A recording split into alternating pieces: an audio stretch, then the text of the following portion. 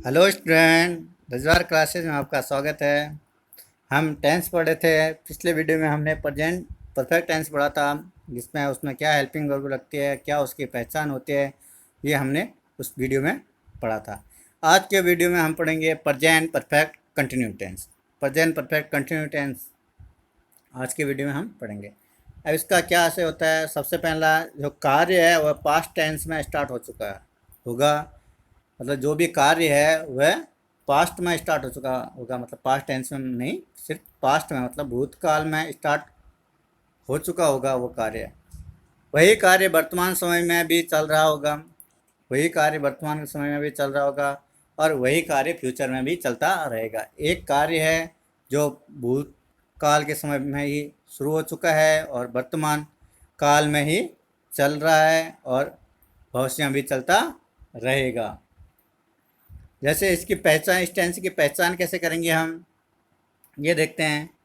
जिन हिंदी वाक्यों के अंत में रहा है, रही है, रहे हैं आदि शब्द आते हैं, मतलब वो प्रेजेंट परफेक्ट कंटिन्यू टेंस। अब आप कहोगे सर ये प्रेजेंट परफेक्ट कंटिन्यूज में ही क्यों रहा है, रही तो आपके प्रेजेंट कंटिन्यूज में भी आता है। कि प्रेजेंट कंटिन्यूज और प्रेजेंट परफेक्ट कंटिन्यूज में अंतर यह है कि जो प्रेजेंट कंटिन्यूज होगा उसमें वाक्य के बीच में से नहीं दिया होगा, से नहीं दिया होगा प्रेजेंट कंटिन्यूज में, और प्रेजेंट परफेक्ट कंटिन्यूज में ये वाक्य के बीच में से दिया होगा। एक और अंतर है, जो प्रेजेंट कंटिन्यूज है उसमें समय नहीं दिया होगा, और किंतु इसमें समय दिया होगा। ऐसे वाक्यों में समय अवश्य दिया होता है। ऐसे वाक्यों में जो प्रेजेंट परफेक्ट कंटिन्यू टेंस हैं, ऐसे वाक्यों में समय अवश्य दिया होता है। नेक्स्ट है, समय के बाद से अवश्य दिया होता है, मतलब वाक्य के बीच में से शब्द, से जो है वो दिया होगा। हिंदी में जो से है ये शब्द दिया होगा। और इस टेंस में हेल्पिंग वर्ब हैज़ बीन या हैव बीन लगेगी। इस टेंस में जो हेल्पिंग वर्ब है वो हैज़ बीन लगेगी या हैव बीन लगेगी, वो सब्जेक्ट के अकॉर्डिंग लगती है। हर टेंस में जो भी हेल्पिंग वर्ब होती है वो सब्जेक्ट के अकॉर्डिंग ही लगती है। नेक्स्ट है, सिंगुलर नाउन के साथ या सिंगुलर सब्जेक्ट के साथ हैज बीन तथा आई तथा प्लुरल नाउन या सब्जेक्ट के साथ हैव बीन का प्रयोग करते हैं। और इस टेंस में जो वर्ब, मेन वर्ब है, जो क्रिया है, उसके वर्ब के फर्स्ट फॉर्म के साथ आईएनजी का प्रयोग होता है। इसका गोल्डन रूल, इसके इस टेंस के गोल्डन रूल्स क्या हैं देखते हैं। सबसे पहला है, सबसे पहले सब्जेक्ट को लिखो। सबसे पहले सब्जेक्ट को लिखो। सबसे पहले हम सब्जेक्ट को लिख देंगे। सबसे पहले हमने सब्जेक्ट लिख दिया। सब्जेक्ट के बाद आवश्यकता अनुसार हैज बीन या हैव बीन लगाओ। जो हेल्पिंग वर्ब लगेगी वो सब्जेक्ट के बाद लगेगी, वो भी आवश्यकता अनुसार, मतलब सब्जेक्ट के अकॉर्डिंग लगेगी। या तो हैज बीन लग सकती है या हैव बीन लग सकती है। फिर है मेन वर्ब, जो क्रिया होती है हिंदी में। मेन वर्ब की फर्स्ट फॉर्म के साथ आईएनजी है, वर्ब की फर्स्ट फॉर्म के साथ आईएनजी है, ठीक है। फिर है, समय से पहले नियमानुसार सिंस या फोर का प्रयोग करो। समय से पहले सिंस या फोर का प्रयोग करना है, या तो सिंस का प्रयोग होगा या फोर का प्रयोग होगा। अब दोनों में कन्फ्यूजन है भाई, किस में सिंस का प्रयोग होगा और किस में फोर का प्रयोग होगा। तो उसके लिए हम नीचे देखते हैं फोर का प्रयोग। फोर का प्रयोग कैसे करना है और कहाँ करना है। फोर का प्रयोग समय की अवधि, पीरियड ऑफ टाइम के लिए होता है। मतलब एक समय के लिए होता है, जो निश्चित समय नहीं होता उसके लिए फोर का प्रयोग होता है। यदि वाक्य में घंटे दिए हों, दिन दिए हों, सप्ताह दिए हों, महीने दिए हों, वर्ष दिए हों आदि कुछ ऐसे इस टाइप से दिए हों, तो वहाँ पर क्या होता है, फोर का प्रयोग किया जाता है। जैसे 3 घंटे, 3 या 7 है, यहाँ पर 7 है, ये वाला 7 है, वो वाला 7 नहीं है, 7 में वाला नहीं है, 7 में रहने वाला नहीं है, ये सिर्फ 7 है। तो ये 7 महीने से, तो 4 7 मंथ, 4 वर्षों से, 4 ईयर्स। यहाँ पर अगर महीने आ जाए, दिन आ जाए, घंटे आ जाए, सप्ते आ जाए, या कोई ईयर्स आ जाए, तो वहाँ पर फोर का प्रयोग करना है, जब समय की अवधि आ जाए, पीरियड ऑफ टाइम हो। अब सिंस का प्रयोग, सिंस का प्रयोग निश्चित समय के लिए, पॉइंट ऑफ टाइम के लिए, एक निश्चित पॉइंट, टाइम का एक निश्चित पॉइंट होता है, निश्चित समय होता है, उसके लिए सिंस का प्रयोग करना है। जैसे घड़ी का समय, घड़ी का एक समय होता है, जैसे 4 बजे, 3 बजे, 5 बजे, ये एक निश्चित समय होता है। दिन का नाम संडे, मंडे, इस टाइप से। दिन, कौन सा दिन है, और फिर तारीख, और महीने का नाम और कोई ईयर। यहाँ पर तो ईयर आ जाएगा, जैसे 4 में तो 2 ईयर, 2 ईयर, 3 ईयर या 2 वर्ष, 3 वर्ष ऐसे होगा। किंतु इसमें पर्टिकुलर ईयर दिया होगा, जैसे 1990, 1980, 2000, ऐसे इस टाइप से पर्टिकुलर एक ईयर दिया होगा। वहाँ पर क्या करना है, उससे पहले हमें सिंस का प्रयोग करना है। जैसे 3 बजे, 3 o'clock, शाम के लिए शाम भी एक फिक्स टाइम होता है, तो सिंस इवनिंग। और मॉर्निंग भी एक फिक्स टाइम है, तो वहाँ पर भी सिंस मॉर्निंग। 10 मार्च, सिंस 10 मार्च। जुलाई, सिंस जुलाई सुबह, सिंस मॉर्निंग। इसके लिए हमें क्या करना है, ऐसे जब वाक्य आ जाते हैं, वाक्य में ये शब्द आ जाते हैं, तो यहाँ पर हमें क्या करना है, सिंस का प्रयोग करना है। अब सबसे पहले हम देखते हैं अफर्मेटिव सेंटेंस, जो मतलब सकारात्मक वाक्य। अफर्मेटिव सेंटेंस मतलब सकारात्मक वाक्य। इसका जो फॉर्मूला है वो क्या होता है, देखते हैं। सबसे पहले हम सब्जेक्ट को रखेंगे। फॉर्मूला, किसी भी टेंस के फॉर्मूले को आपको याद रखना है। अगर टेंस का फॉर्मूला याद है तो आपका वो टेंस ईजी हो जाएगा। अगर फॉर्मूला याद नहीं है तो टेंस में आप क्या गड़बड़ी करोगे। फॉर्मूला याद नहीं है तो किसी की हेल्पिंग अगर किसी में लगा दोगे, कौन फर्स्ट फॉर्म की जगह थर्ड फॉर्म लगा दोगे, थर्ड फॉर्म की जगह फर्स्ट फॉर्म लगा दोगे, कहाँ पर नोट लगाना है ये पता नहीं होगा, तो आपका जो सेंटेंस है वो गलत हो जाएगा। इसीलिए आपको फॉर्मूला याद रखने हैं। तो सबसे पहले इसमें फॉर्मूला क्या है अफर्मेटिव सेंटेंस का, सबसे पहले हमें सब्जेक्ट रखना है, फिर हेल्पिंग वर्ब रखनी है। हेल्पिंग वर्ब हैज़ बीन या हैव बीन में से, इन दोनों में से एक आएगी, दोनों एक साथ कभी नहीं आएंगी। और ये भी आएगी तो सब्जेक्ट के अकॉर्डिंग, मतलब सब्जेक्ट क्या है उसके अकॉर्डिंग ये आएगी। फिर वर्ब की फर्स्ट फॉर्म के साथ आएंगी, फिर ऑब्जेक्ट है तो रख दो वाक्य में, नहीं तो छोड़ दो। और फिर सिंस या फोर में से एक आएगा, फिर टाइम आएगा। ये चीज़ आपको रखना है। ये फॉर्मूला है आपका अफर्मेटिव सेंटेंस का। अफर्मेटिव सेंटेंस कैसे बनाते हैं, मतलब सकारात्मक वाक्य। जो पहला एग्जाम्पल है वो देखते हैं। मैं सुबह से यह उपन्यास पढ़ रहा हूँ।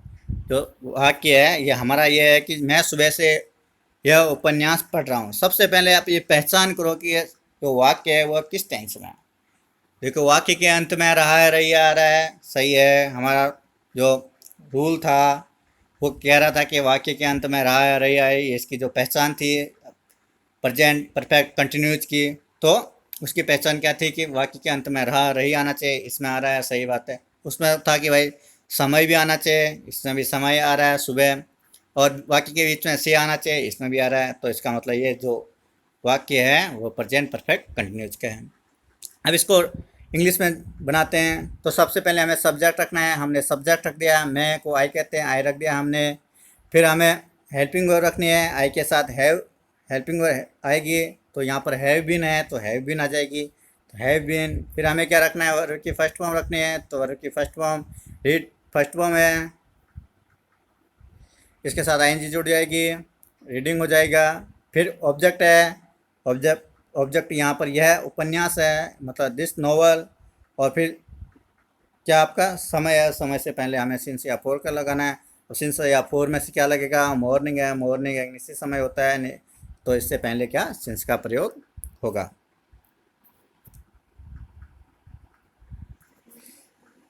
अब नेक्स्ट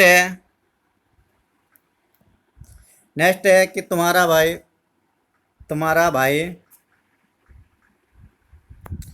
तुम्हारा भाई यहाँ 2 घंटे से प्रतीक्षा कर रहा है।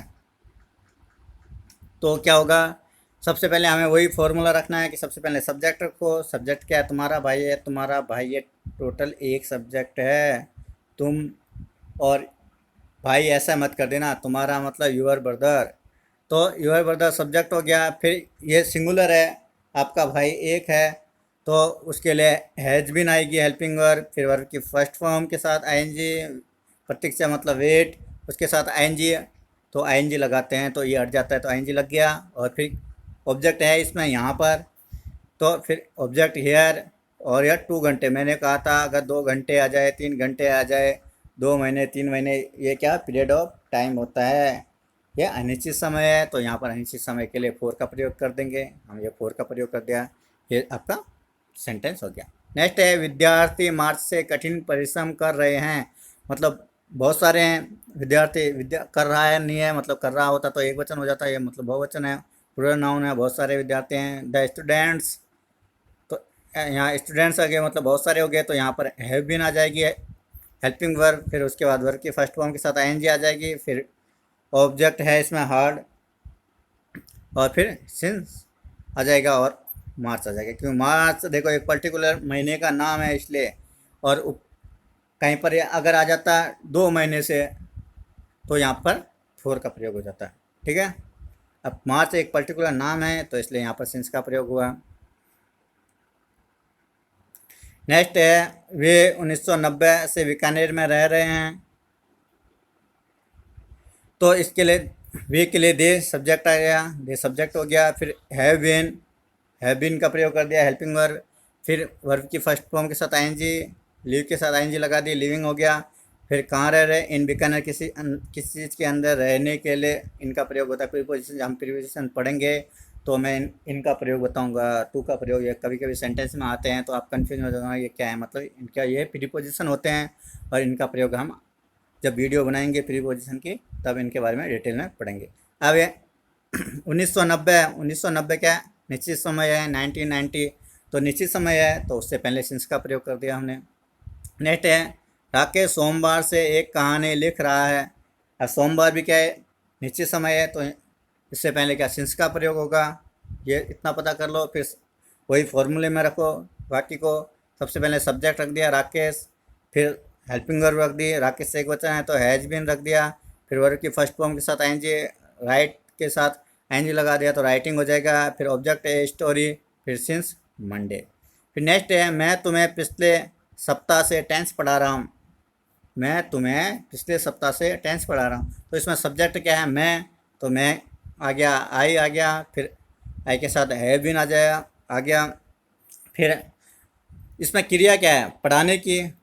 पढ़ना मतलब रीड होता है और पढ़ाना मतलब टीचिंग होता है। ठीक है, तो टीच के साथ आई जुड़ गया तो टीचिंग हो गया। और ऑब्जेक्ट है यहाँ पर यू, इसमें दो ऑब्जेक्ट हैं तो यू आ गया सेंटेंस के अकॉर्डिंग। और फिर इंग्लिश, जब हम दो ऑब्जेक्ट वाला ये एक्टिव और पैसिव वॉइस में होते हैं, इनमें तब पता करना पड़ता है कि दो ऑब्जेक्ट हैं तो कौन सा पहले रखें कौन सा नहीं रखें। तो एक डायरेक्ट एक इनडायरेक्ट ऑब्जेक्ट होता है इंग्लिश। फिर लास्ट वीक एक निश्चित समय होता है, लास्ट वीक एक निश्चित समय है। पिछले सप्ताह मतलब ये सप्ताह चल रहा है, इसके पिछले सप्ताह एक निश्चित समय हो गया तो एक पर्टिकुलर टाइम हो गया, तो इसके लिए सिंस का प्रयोग कर दिया। ये था हमारा सकारात्मक वाक्य। अब पढ़ते हैं हम नेगेटिव सेंटेंस। नेगेटिव सेंटेंस मतलब नकारात्मक वाक्य कैसे बनते हैं। नकारात्मक वाक्य बनाने के लिए, नेगेटिव सेंटेंस बनाने के लिए नॉट का प्रयोग किया जाता है। नेगेटिव सेंटेंस बनाने के लिए नॉट का प्रयोग किया जाता है। नॉट हमेशा बीन के पहले आएगा और हैज और हैव के बाद में आता है। नॉट हमेशा क्या होगा, बीन के पहले आएगा और हैज और हैज जो हेल्पिंग वर्ब लगती है उसके बाद में आएगा, मतलब हेल्पिंग वर्ब के बाद में आएगा। फॉर्मूला क्या कहता है हमारा, फॉर्मूला सबसे पहले सब्जेक्ट रखो, फिर हेल्पिंग वर्ब रखो हैज या हैव में से, फिर नॉट रखो, फिर बीन रखो, और फिर वर्ब की फर्स्ट फॉर्म के साथ आईएनजी रखो, फिर ऑब्जेक्ट रखो, फिर या सिंस या फोर रखो, फिर टाइम रखो। ठीक है, ये फॉर्मूला याद रख लेना नेगेटिव का भी। इसमें नेगेटिव में एक चीज़ याद रखना, नॉट आएगा वो हैव हेल्पिंग वर्ब जो आती है उसमें से सिर्फ हमें हैज या हैव कोई आगे लाना है और फिर नॉट लगाना है, फिर बीन लगाना है, याद रखना ये। एग्जाम्पल देख लें, मैं सुबह से यह उपन्यास नहीं पढ़ रहा हूँ। मैं सुबह से यह उपन्यास नहीं पढ़ रहा हूँ तो सब्जेक्ट रख दिया मैं, फिर आई आ गया, फिर हैव आ गया, फिर नॉट आ गया, अब आएगा बीन। ठीक है, नॉट आ गया, फिर बीन आ गया, फिर वर्ब की फर्स्ट फॉर्म के साथ आईएनजी आ गई, फिर ऑब्जेक्ट आ गया, दिस नोवेल ये ऑब्जेक्ट है, फिर मॉर्निंग एक निश्चित समय है तो उसके पहले सिंस का प्रयोग कर दिया। सेंटेंस वही है, सिर्फ उसमें नोट का ध्यान रखना है आपको। अब नेक्स्ट सेंटेंस है, तुम्हारा भाई यहाँ 2 घंटे से प्रतीक्षा कर रहा है तो इसका क्या हो जाएगा, तुम्हारा भाई यहाँ 2 घंटे से प्रतीक्षा नहीं कर रहा है, ये नेगेटिव सेंटेंस हो गया। अब नेगेटिव नहीं कर रहा है तो नोट तो लगाना ही है, तो your brother has not been waiting here for 2 hours, ये इसका बन गया। 4 इसलिए आया क्योंकि 2 घंटे क्या निश्चित नहीं है, कौन से 2 घंटे हमें पता नहीं है तो इसलिए यहाँ पर 4 आया है। ठीक है, नेक्स्ट है विद्यार्थी मार्च से कठिन परिश्रम नहीं कर रहे हैं, तो the students have not been working hard since March. मार्च एक निश्चित समय है तो सिंस का प्रयोग कर दिया। नेक्स्ट है सीता शाम से भोजन नहीं पका रही है। अब शाम हो गया, सुबह हो गया, ये एक निश्चित समय होता है, तो इनसे पहले सिंस का प्रयोग करते हैं। तो इतना पता चल गया। तो बाकी तो फॉर्मूले में रखना है आपको सेंटेंस। सबसे पहले सब्जेक्ट रख दिया सीता, फिर हैज़ रख दिया, और फिर नॉट रख दिया, फिर बीन रख दिया, फिर कुकिंग, कुक फर्स्ट फॉर्म है उसमें आई जोड़ दिया तो कुकिंग हो गया। फिर फूड, इसमें ऑब्जेक्ट है फूड, और फिर इवनिंग एक निश्चित समय है तो उससे पहले सिंस का प्रयोग कर दिया। नेक्स्ट है तुम पिछले 6 महीने से अंग्रेजी नहीं पढ़ रहे हो। देखो, एक पढ़ा रहा हूँ और पढ़ रहे हो, दोनों अलग अलग हैं, ठीक है। You have not been reading English since last 6 month. Last 6 मतलब ये भी फिक्स टाइम है। Last day, last month, last year, ये क्या फिक्स टाइम हो जाता है इससे। तो लास्ट शब्द अगर जुड़ जाता है किसी में मंथ से पहले तो वहाँ पर सिंस का प्रयोग करते हैं। अब आता है आपका इंट्रोगेटिव सेंटेंस, मतलब प्रश्नवाचक वाक्य। ऐसे वाक्य हिंदी में क्या से शुरू होते हैं, हिंदी में क्या शब्द से शुरू होंगे। इसमें हैज व हैव से, है जो हैव से वाक्य स्टार्ट करो। ऐसे वाक्य में जो स्टार्ट होंगे वाक्य सेंटेंस वो इंग्लिश में वो हैज या हैव से होंगे, वो सब्जेक्ट के अकॉर्डिंग आएंगे। और उसके बाद सब्जेक्ट लगाओ, फिर बीन रखो, फिर वर्ग की फर्स्ट फॉर्म के साथ आईएनजी रखो, फिर बचे हुए वाक्य को नियमानुसार रख दो। बचा हुआ वाक्य मतलब अगर उसमें टाइम निश्चित है तो सिंस रख दो, टाइम अनिश्चित है तो फोर रख दो, फिर जो भी टाइम है उसको रख दो, और अंत में, सबसे अंत में क्वेश्चन मार्क लगाना।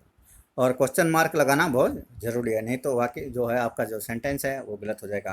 फॉर्मूला क्या कहता है देख लेते हैं। फॉर्मूला कहता है सबसे पहले हैव या हैज में से एक रखो, फिर सब्जेक्ट रखो, फिर बीन रखो, फिर वर्ब की फर्स्ट फॉर्म के साथ आईएनजी, फिर ऑब्जेक्ट, फिर सिंस या फॉर, फिर टाइम, फिर अंत में क्वेश्चन मार्क।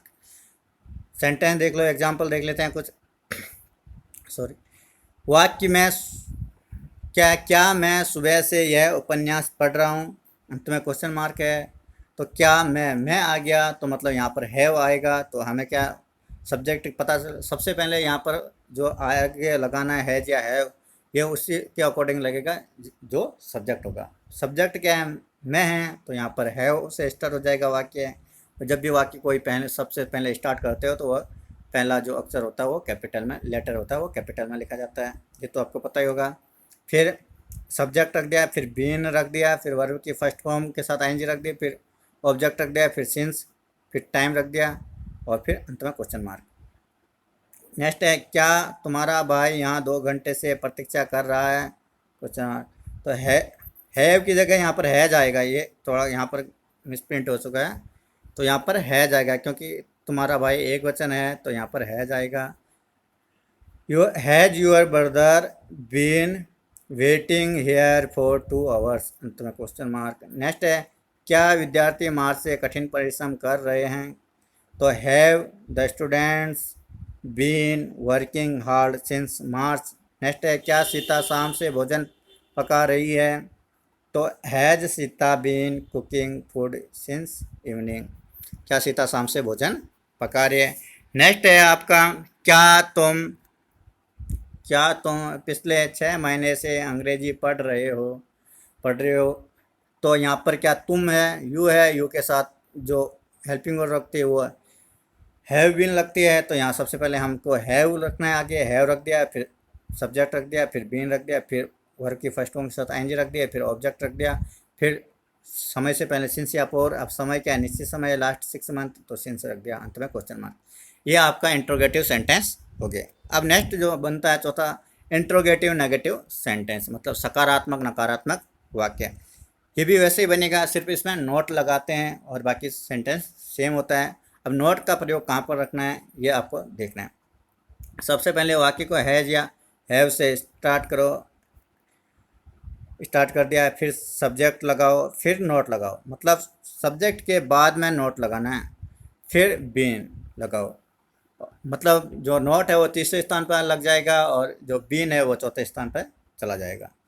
कई बच्चे देखते हैं ऐसे शब्द गिनते, जैसे यहाँ पर आया था यूआर ब्रदर, तो यू आर एक शब्द गिन लेते हैं, फिर एक और फिर ब्रदर एक कर लेते हैं, तो ऐसे गलत हो जाता है। यूअर ब्रदर तो एक ही है ना, ये पूरा एक सब्जेक्ट है तो उसको एक ही गिना जाएगा। ऐसे गिन के कुछ बच्चे लगाते हैं तो ऐसे गलत हो जाता है। तो हमें याद रखना है कि तीसरे स्थान पर नोट रखना है तो पहले सबसे पहले क्या लगना है, हेल्पिंग वर्ब रखनी है। तो हेल्पिंग वर्ब फिर सब्जेक्ट फिर नोट। ऐसे सब्जेक्ट आपको पता होना चाहिए। किसी में द स्टूडेंट्स आ जाता है तो बच्चे क्या द को अलग गिनते हैं और स्टूडेंट को अलग करते हैं, तो यहाँ पर गलती हो जाती है। फिर वर्ब की फर्स्ट फॉर्म के साथ एन जी लगाओ, फिर बचे हुए वाक्य को नियमानुसार रखो और अंत में क्वेश्चन मार्क लगाओ। अब इसका फॉर्मूला क्या है ये देख लेते हैं। फॉर्मूला कहता है कि सबसे पहले हैज या हैव रखो, फिर सब्जेक्ट रखो, फिर नॉट रखो, फिर बीन रखो, फिर वर्ब की फर्स्ट फॉर्म के साथ एन जी रखो, फिर ऑब्जेक्ट रखो अगर वाक्य में है तो, फिर या सिंस या फोर रखो और फिर टाइम रखो और अंत में क्वेश्चन मार्क लगा दो। सेंटेंस वही है। क्या मैं सुबह से यह उपन्यास नहीं पढ़ रहा हूँ? अब तो याद भी हो गया होगा आपको ये सेंटेंस। तो have I not been reading this novel since morning. Next है, क्या तुम्हारा भाई यहाँ 2 घंटे से प्रतीक्षा नहीं कर रहा है? तो यहाँ पर हैव की जगह हैज रख देना। हैज यूअर ब्रदर, देखो आप यहाँ यूअर ब्रदर ये एक ही है, इसको गिनोगे तो एक ही माना जाएगा। ये पूरा एक सब्जेक्ट है, यूअर और ब्रदर अलग अलग नहीं है। ठीक है, तो फिर नॉट रखो, फिर बीन, फिर वर्ब की फर्स्ट फॉर्म के साथ आईएनजी, फिर ऑब्जेक्ट, फिर सिंस या फोर में से। अब 2 आवर क्या है, एक अनिश्चित समय है, तो अनिश्चित समय है तो वहाँ उससे पहले फोर का प्रयोग करते हैं। नेक्स्ट है, क्या विद्यार्थी मार्च से कठिन परिश्रम कर रहे हैं? तो हैव स्टूडेंट्स क्या विद्यार्थी मार्च से कठिन परिश्रम नहीं कर रहे हैं, नेगेटिव सेंटेंस है ना। तो have the students not been working hard since March, तुम्हें क्वेश्चन मार्क। नेक्स्ट है, क्या सीता शाम से भोजन नहीं पका रही है? तो has Sita not been cooking food since evening, निश्चित समय है इवनिंग तो सिंस का प्रयोग। क्या तुम पिछले महीने से अंग्रेजी नहीं पढ़ रहे हो? पिछले 6 महीने से अंग्रेजी नहीं पढ़ रहे हो। Have you not been reading English since last 6 month, अंत में क्वेश्चन मार्क। ये था आपका प्रेजेंट परफेक्ट कंटिन्यू टेंस पूरा हो गया। इस हिसाब से हमारा जो प्रेजेंट टेंस है वो पूरा कंप्लीट हो गया है। अब आपको करना क्या है, यहाँ पर सेंटेंस दे रखे हैं, 10 वाक्य दे रखे हैं। अब ये वाक्य जो प्रेजेंट टेंस हैं जो 4 हैं उनमें से चारों में से भी हो सकते हैं या किसी 2 में से या 3 में से किसी में से भी हो सकते हैं। ये मतलब जो जितना भी ये वीडियो देखोगे आप प्ले लिस्ट में जाके पूरी वीडियो देखोगे टेंस की ग्रामर की, तो आपको ये समझ में आ जाएगा। फिर अब मैंने यहाँ पर सेंटेंस दे रखे हैं, आपको खुद बनाने हैं। सिंपल सेंटेंस है, इसमें कोई सब्जेक्ट भी हार्ड नहीं है, कोई हेल्पिंग वर्ब भी हार्ड नहीं लगनी है। जो हेल्पिंग वर्ब बता रखी है कब कैसे कौन सी हेल्पिंग वर्ब लगती है और क्या ऑब्जेक्ट लगता है, कब ऑब्जेक्ट लगता है और समय है और या सिंस या फोर का प्रयोग करना है। ये आपको खुद वीडियो को देख के फिर ये सेंटेंस बनाने हैं। ये 10 सेंटेंस है, आप इनको वीडियो को देखो, फॉर्मूले याद करो और इनको खुद स्वयं बनाओ, प्रैक्टिस करो। क्योंकि प्रैक्टिस मैक्स है मैन परफेक्ट। जितनी आप प्रैक्टिस करोगे सेंटेंस बनाने की तो इससे क्या हो जाएगा, जो फॉर्मूले हैं वो रिवाइज होते रहेंगे और याद आते रहेंगे। ये आपको बनाने, सबसे पहले मैं बाजार जाता हूँ, अब जाता हूँ, ता हूँ, तू ही है, ता हूँ, ते हैं, ती है, ये शब्द किस में आते हैं? तो इससे आपको पता चल जाएगा कि अरे ये तो प्रेजेंट सिंपल की बात कर रहे हैं। तो ये प्रेजेंट सिंपल है। तुम्हारी माता जी भोजन पका रही है, रही आ रही है, क्या इसमें समय दे रखा है? समय तो नहीं दे रखा है। क्या इसमें बीच में से है? अरे से भी नहीं है। तो ये वाक्य कौन सा होगा? अरे ये वाक्य तो प्रेजेंट कंटिन्यूज का हुआ। और फिर आप प्रेजेंट कंटिन्यूज में आप देखोगे कि इसमें कौन सी हेल्पिंग वर्ब लगती है, कौन सी वर्ब लगती है। हेल्पिंग वर्ब है तो फिर सब्जेक्ट कौन सा है, कौन सी हेल्पिंग वर्ब लगेगी, सब्जेक्ट ये है। तो इस हिसाब से आप जब भी वाक्य को देखोगे। नेक्स्ट वाक्य है, क्या तुम जयपुर देख चुके हो? चुका है, चुकी हूँ, कौन से टेंस की पहचान है और पहचान पता चल गई तो इसमें क्या हेल्पिंग वर्ब लगती है। ये सब आपको देखना है। ये आपको वीडियो देखोगे तो आपको पता चल जाएगा, क्योंकि वीडियो में इतनी डिटेल में समझा रखा है, इतनी आसानी से समझा रहा है। क्या पहचान भी अलग अलग हेडिंग डाल के तो आपको समझ में आ जाएगा। अगर आप इसी तरह ये इंग्लिश ग्रामर की वीडियो देखना चाहते हो तो क्या करना है, आपको मेरे चैनल को सब्सक्राइब करना है, अपने दोस्तों को शेयर करना है और लाइक करना है। तो सब्सक्राइब करने से और बेल आइकन दबाने से ये फ़ायदा होगा कि जो भी मेरी नेक्स्ट वीडियो आएगी तो आपको क्या सर्च नहीं करना पड़ेगा, वो आपको नोटिफिकेशन में दिख जाएगी। Thank you.